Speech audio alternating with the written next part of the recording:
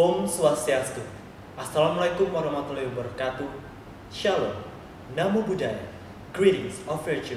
Rahayu to all of us. First of all, allow me to thank to the presence of God Almighty for His blessings we can all carry out this event. Let me introduce my name. Azriel Timothy from SMK Negeri 1 Sukasana. I don't forget to thank all parties, including the jury, who have given me the opportunity to stand here, to deliver a speech with the theme, The Stigma of the Majorities and Minorities Religions in Indonesia. Before we start, I want to give a story that I think fits the theme we will discuss from my friend. He is a Christian who lives in a non-Christian neighborhood.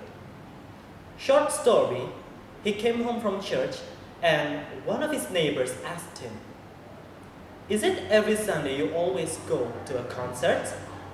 Then my friend was confused about his questions. Then this person said, "It's nothing, but I'm just asking a question. It seems like being a Christian is pretty fun, it seems. You guys go to church on Sundays. I've been passing by and I heard some really loud music. It looks like you guys are having quite a bit of fun there." So, from the story above, we can conclude that this case is one small example of the stigma that arises from a religion. And in this case, the religion in question is Christianity. But it's not only Christianity that gets stigmatized in a positive or negative way, but other religions have also get various stigmas, not infrequently, but often. It's okay if we get a positive stigma like the story above, where those who ask questions give a fairly positive response.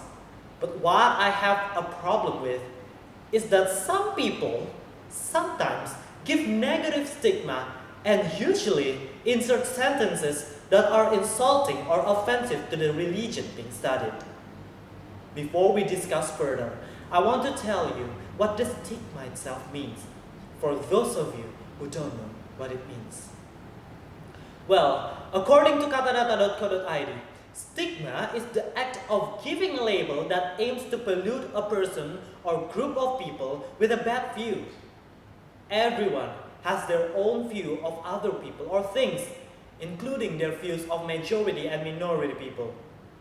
Here I don't mean to give a negative opinion, but let's look at the facts.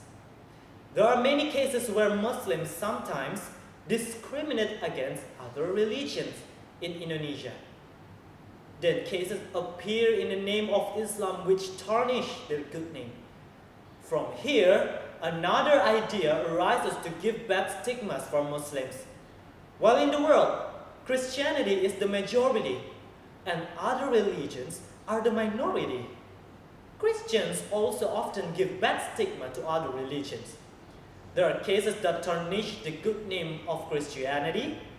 There are also thoughts of bad stigma, as well as another country, and again, the same case appears. From the examples above, we can conclude that the majority often feel power and abusive to dominate the minority. Then a new idea of revenge from the minority itself emerged, as if this is a vicious circle that has no end. Then what solution can we do? None other than the tolerance of the people. Indonesia has a motto that really upholds tolerance, Bhinneka Tunggal Ika. I'm sure we all know the meaning. Yes, different but still one. One in one family, one in society, one in our homeland NKRI. There have been many shouts everywhere about Bhinneka Tunggal Ika, but Indonesian people still seem to have forgotten their identity as a nation that truly lives side by side. God gives us the true difference, right? To test our patience, to live with all differences, both in terms of social and economic aspects, but also in terms of religious diversity.